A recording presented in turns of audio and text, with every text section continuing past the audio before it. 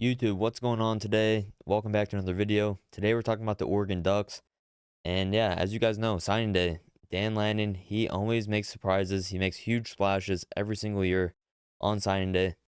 And he did it again this year as Oregon finished with the number 4 overall class in the composite. And the incredible thing about this is they have 21 commits and they finished with a score of 301.88. Now, to put this into perspective, Texas A&M in 2022 had the best class of all time, and they finished with 331.11. Now the difference here is Oregon had 21 commits, and Texas A&M had 30. Okay, so we're talking about a 9-player difference. So what that means is, as you can see, each player is worth a certain amount of points. Obviously, the higher you are as a 5-star, you get closer to 30. And then it goes down 4 stars, anywhere between, 5 and 20, depending on how highly rated you are. Now, Oregon had the highest average rating per commit. The craziest thing about this is it wasn't even close, and they were above 94. So they averaged, so pretty much they averaged a high rated 4-star prospect every commit. They only had one 3-star. As you can see, Texas had 6, Alabama had 3, and Georgia had 5. Those were the teams ahead of them. And Oregon only had 1. Yeah, we're talking about one of the most highly rated classes in terms of quality in the history of recruiting. And I don't think people are giving that enough recognition just because Oregon didn't finish 1 or 2. Now, looking at this class, they finished 3rd overall, 4th in the composite. You can see why it's so highly rated. They have 7 or 8 guys, I believe, that are a 5-star on one of the 4 main websites. Those are 247 Sports, ESPN, On3, and Decorian Moore. He leads the way. Obviously, you get the number 1 wide receiver in the class. That's a big deal no matter what. And then you go get Dallas Wilson. Dallas Wilson from Florida. Remember, this is the kid on signing day. A lot of people thought he was gonna go to Florida, right? He had a lot of predictions to Florida. He really surprised everyone by saying he's gonna go to Oregon. He's gonna stick with the Ducks. Yeah, he's been committed since I want to say January of 2023. It's been a very long time since he committed, and keeping him in the fold was a big deal. They also have Cooper Perry at wide receiver. So this receiver class, they went out and probably got the best receiver class in the country. I know Dallas Wilson on other websites is ranked the 2nd best receiver. The composite just has him as 4. Nonetheless, you get 2 totally different receivers at the top. Decorian Moore, more of a slot guy. He can play outside. He's on the shorter side, but might be the fastest player in the class. Dallas Wilson, big time outside receiver, 6'3". I think he's around 205, 200 now. So you got a big body receiver pairing up with Decorian Moore. Now, as good as the receiver class is, probably top 2, top 3 receiver class. The DB class that Oregon signed, this might be the best defensive back class in the country. And if it is, it might not be close. Because you got Naheem Alford, 5-star. Brandon Finney, who is a 5-star on 247. Trey McNutt is a 5-star. Dorian Brew, I don't think he's a 5-star anywhere. Nonetheless, he's the 50th ranked player. And yeah, you look at this class as a whole, one thing that does stand out is the secondary class. Like, you get Alford, that was a big time flip from Ohio State. That was really the big splash for Dan Lanning this year. Like I said at the top, he's known for making huge moves on signing day. He's relentless in recruiting. That whole staff is that they have up there. And you get Brandon Finney, who a lot of people thought he would go to Penn State. He's going to flip. He ended up sticking with the Ducks, and that's a huge deal as well. Trey McNutt, he had a huge push from Texas A&M. Ended up sticking with Oregon. And a lot of these guys are probably looking to play early. You'd have to assume Oregon's losing their entire starting secondary. Everyone is going to be gone next season. So the door is open for a lot of these guys to play early. Now, that just depends on how early they get on campus, if they're going to get there in January, and how serious they take the offseason. Talking about winter workouts, summer workouts, that type of thing. Another big splash on signing day was getting Jaron Kiwe Segapolatelli. I hope I said that right. This is a kid that I think it's On3. They have him as a 5-star. They're really high on him as a quarterback. 247 has him as the 8th quarterback. After the last update in recruiting rankings, don't be surprised if he is a top 50, top 40 player in the composite. When you watch this guy's tape, just imagine like a bigger Dylan Gabriel. Like, I mean, we're talking 6'3", 220 with him. Gabriel was what, 5'10", 5'11", so a huge difference. But when you watch him throw, he might have the best deep ball in the entire class. And I actually think 247 Sports and their quarterback superlatives, they gave Jaron the best deep ball as well. I don't disagree. I mean, you can see it as soon as you watch him throw 3 or 4 passes.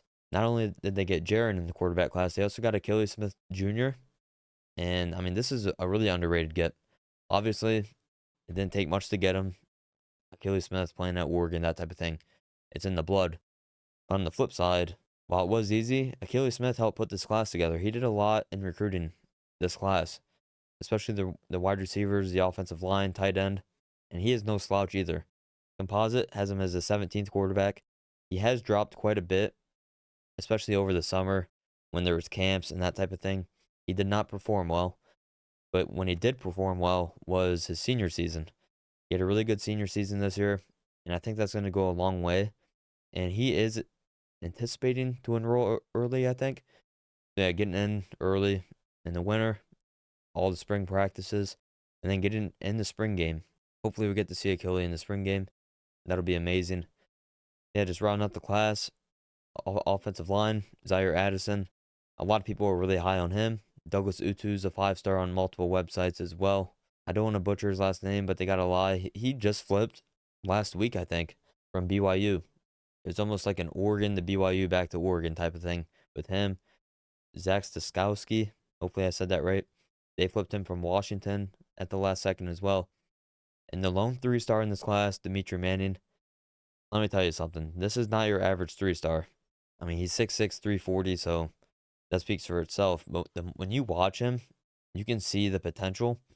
And there was a point in time, I think he was like the 1,000th recruiter, like 900th. It doesn't say, but I mean, 0.85, that's near 1,000. I don't know if it's going to tell me on top 247 or not. Yeah, he's been a riser, and he was someone that the staff at Oregon identified early because he did commit a while back. Offensive line class, safe to say, they did pretty good there.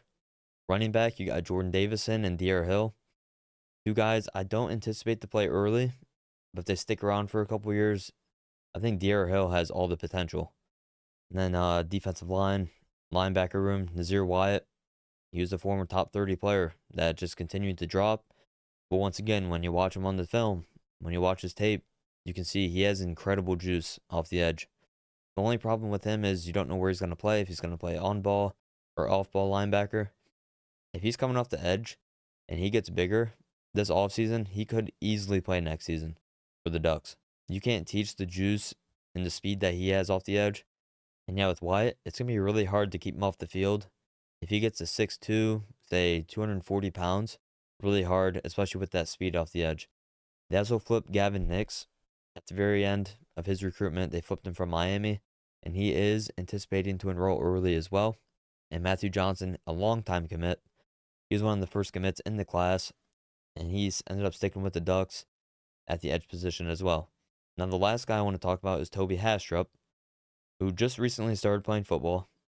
He just started playing before his senior season, and this is a guy you get based off potential. And the staff, they saw something in him, and all it took was one visit to Oregon, and Hastrup committed. I think that speaks volumes to the potential that he has. If the staff identified him and was like, hey, we need to put everything into this guy, we can see how special he can be.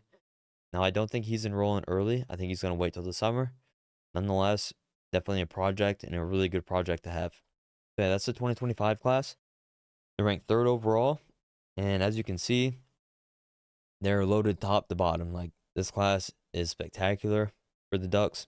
Dan Lanning and company did a really good job again. But now I want to talk about 2026 real quick. 2026, they're ranked number 1. They have 10 commits. And this class has the potential to be even better than 2025. Why I say that is they already have multiple top 100, top 50 players committed.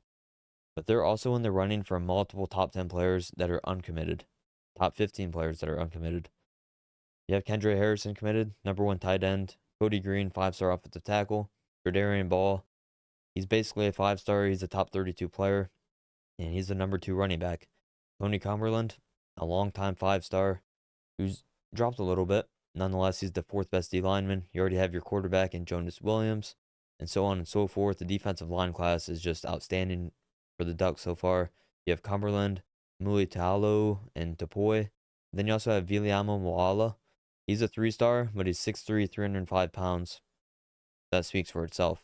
So some prospects, like I said, they're in the running for a lot of top guys. Brock Harris, they probably lead for right now. Jackson Cantwell, they're in it. Chris Henry Jr., it's pretty much them in Ohio State. Albert Hill, Victor Singleton. Hey, we talked about Trey McNutt, right? They went into Ohio. They got McNutt, a safety from Ohio. And they're in it for the, top two players in Ohio again. Two more defensive backs. Jabari Mack, they're in it for. They're going to be in it for him all the way until the end, I'd have to assume. Already talked about some of those guys.